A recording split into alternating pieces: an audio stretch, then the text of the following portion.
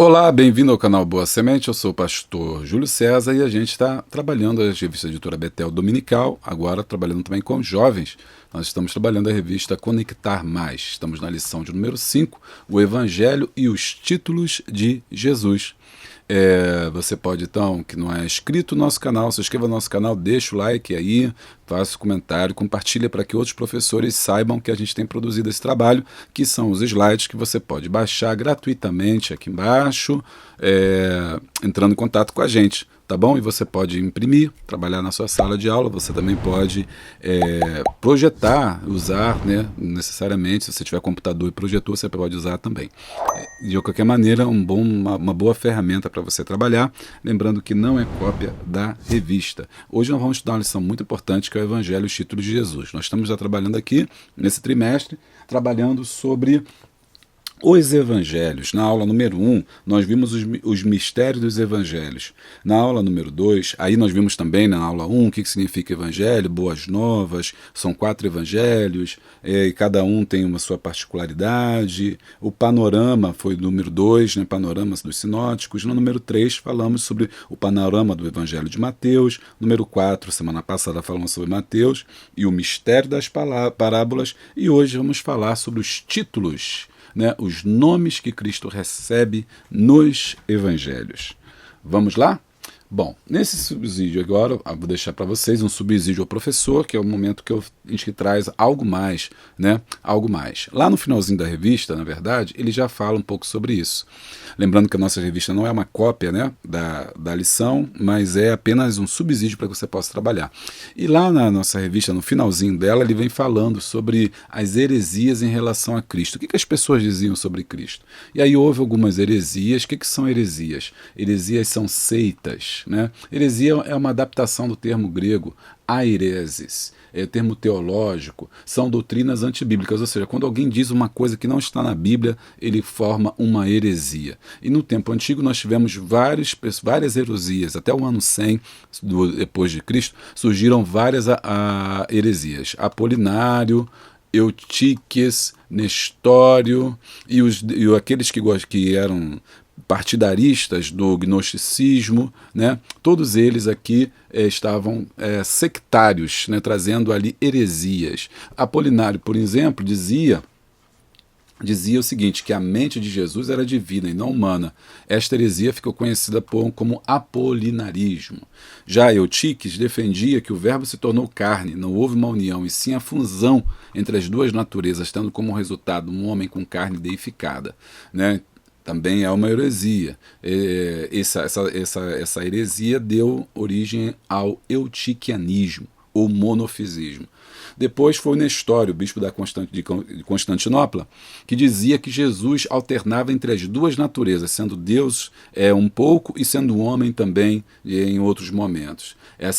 Nestório deu origem ao nestorianismo, que também a gente sabe que é errado, né? Jesus é 100% Deus e 100% homem. Então isso foi debatido, né, e estudado nos diversos concílios sobre a natureza de Jesus. E haviam também os gnósticos, que dentro do gnosticismo não aceitava a ideia de um ser divino sendo puro, assumir a forma humana. Eles não achavam que Jesus pudesse ser o Filho de Deus. Então isso aqui é só para você conhecer as diferentes heresias que tinham na época, para você fazer um contraponto, né, com a que você vai estudar. Como que o Evangelho apresenta esse Jesus, né? Quais são os títulos que o Evangelho, Marcos, Mateus, João e Lucas apresentam Jesus, que é o nosso tema, que é o tema de hoje. Então o autor trouxe isso para aprofundar mais o seu conhecimento e você crescer mais nessa graça. E é o que a gente está fazendo aqui também.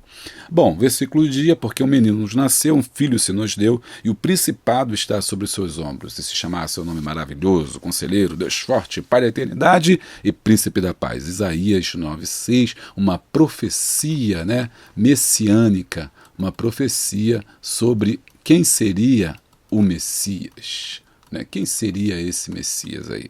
Ele seria maravilhoso. São os nomes aqui, os títulos: conselheiro, Deus forte, Pai da eternidade e príncipe da paz. São as características dessa divindade de Cristo Jesus. Objetivos dessa lição são três: entender a importância de cada título no ministério de Jesus, conhecer a verdade teológica contida nos títulos e mostrar a grandeza de Cristo nos evangelhos. O texto está em Marcos 16, 13 a 17, a confissão de Pedro. Chegando Jesus à parte de Cesareia Filipe, interrogou seus discípulos, dizendo: quem dizem os homens que eu sou? E eles lhe disseram: uns dizem João Batista, outros Elias e outros Jeremias ou um dos profetas. As pessoas estavam em dúvida sobre quem era Jesus. Disse-lhes ele: e vós, quem dizeis que eu sou? E Simão, o Pedro, respondeu e disse: tu és o Cristo, o Filho do Deus vivo.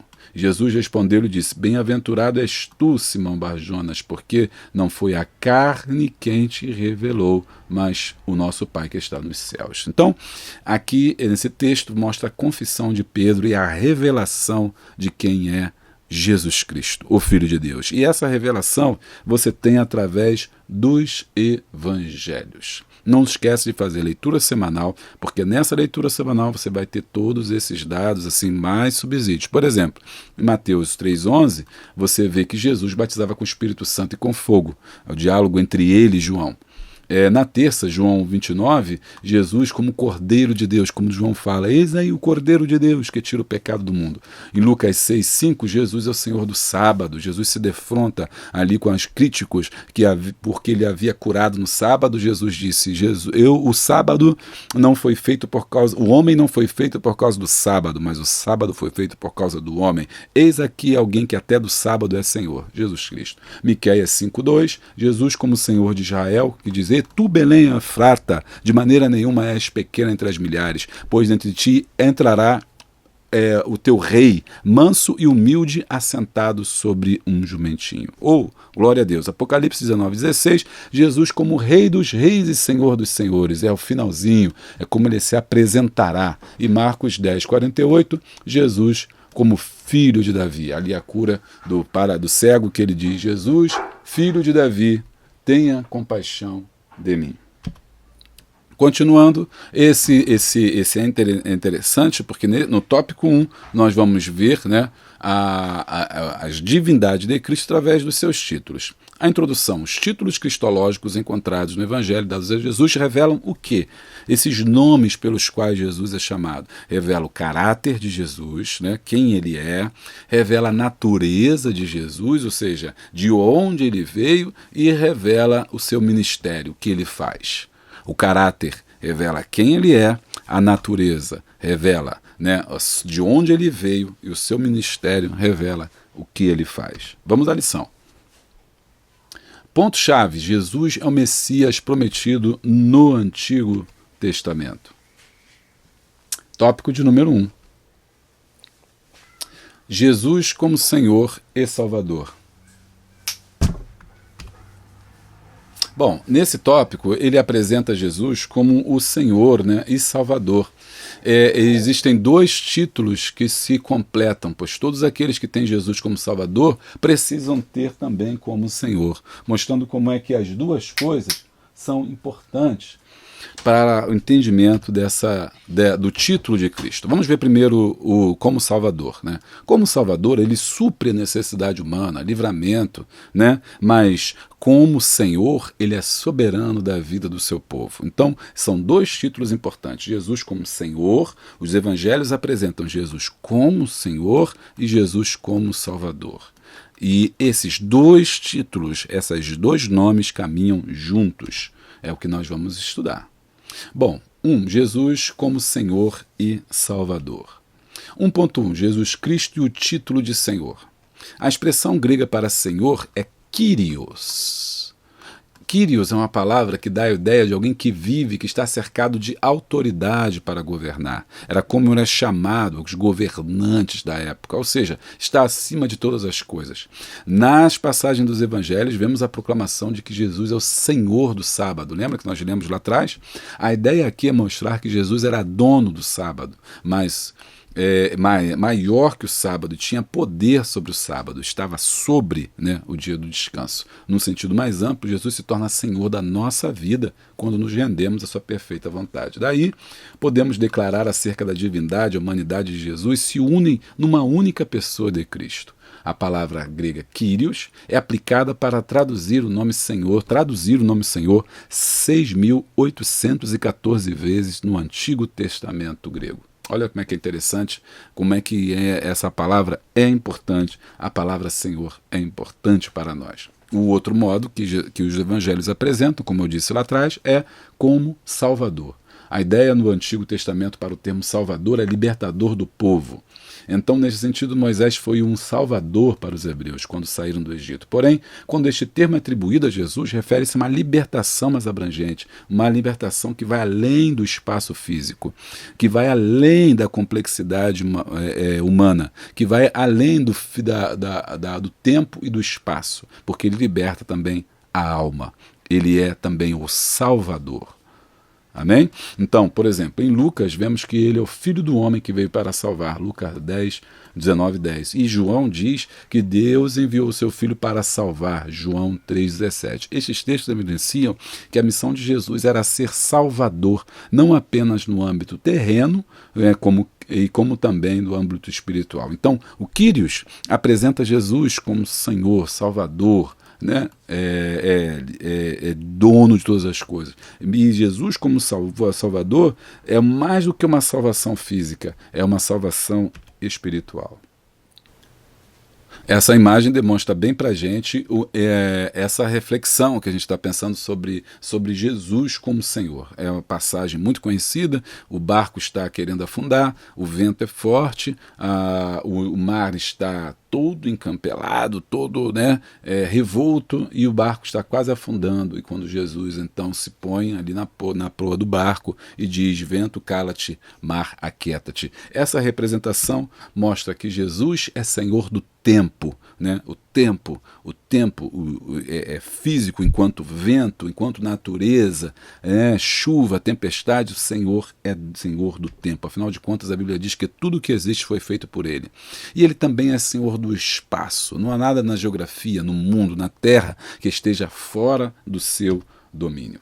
Uma outra atividade também interessante é ver como que Jesus agora também se manifestou, não só como Senhor do tempo e Senhor do espaço, mas também como Senhor da vida. A mulher aqui, Madalena, ela está aos pés de Jesus, secando os pés de Jesus com seu cabelo e chorando sobre ele. Aqui que coisa interessante, Senhor também da vida. E aí o autor da revista ressalta que Cristo deve ser Senhor da nossa vida. Tá, okay? Então não é só Senhor do tempo, do espaço, da história, mas é também o Senhor da vida de cada um de nós. E não é apenas dizer que Jesus Cristo é o Senhor, é preciso que nós andemos como pessoas que entendem que o senhorio da sua vida, ou seja, está nas mãos de Deus, pertence a Deus, e não apenas de boca, mas de ação.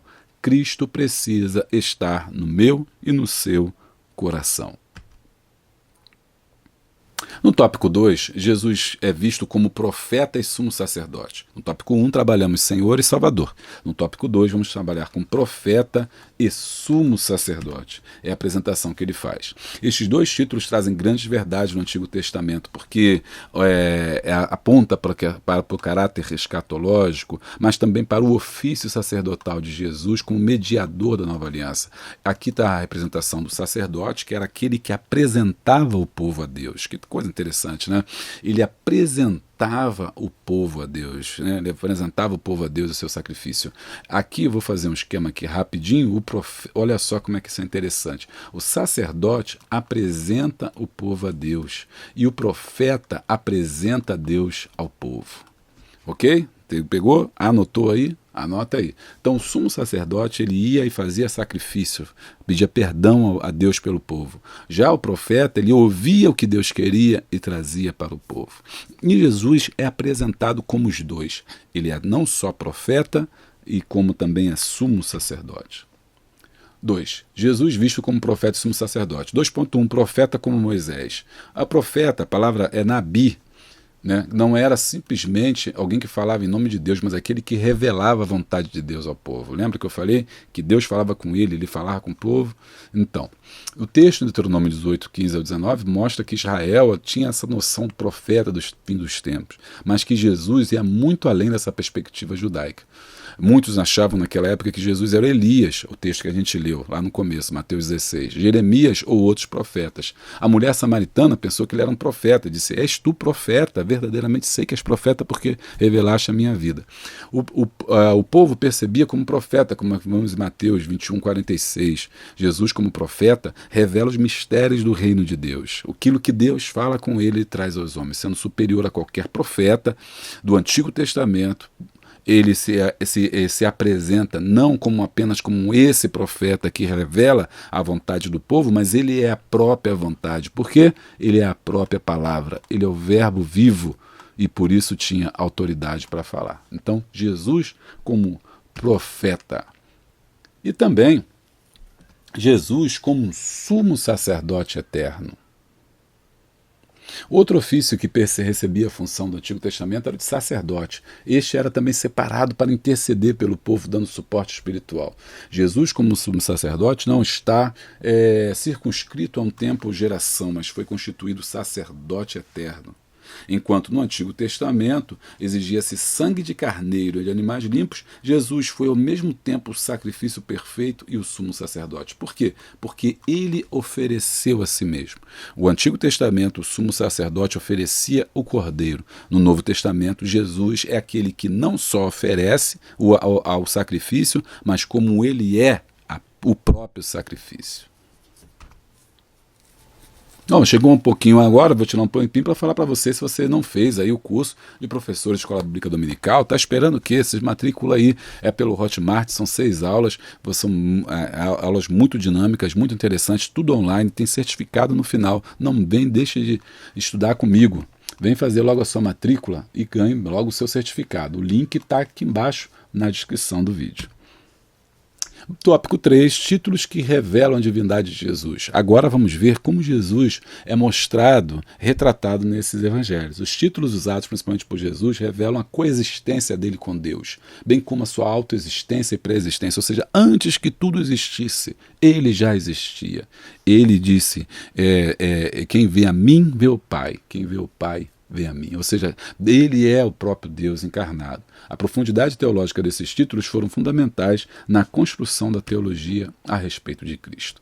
E a primeira definição é Logos, Jesus como Logos. E o que significa Logos? Eu trouxe aqui para vocês, né, mais conteúdo. Dá print na tela, imprime para você estudar. O que significa Logos? Logos está no pensamento grego, que significa verdade. Então, quando Jesus diz, quando o Evangelho de João apresenta Jesus como Logos, naquela palavra que diz, no princípio era o Deus, e o verbo estava com Deus, e o verbo era Deus, a palavra verbo aqui é traduzida da palavra Logos, que significa verdade, que significa discurso, que significa razão, linguagem, comunicação. Quantas palavras, né, que o Logos quer dizer, que a palavra Logos quer trazer para nós.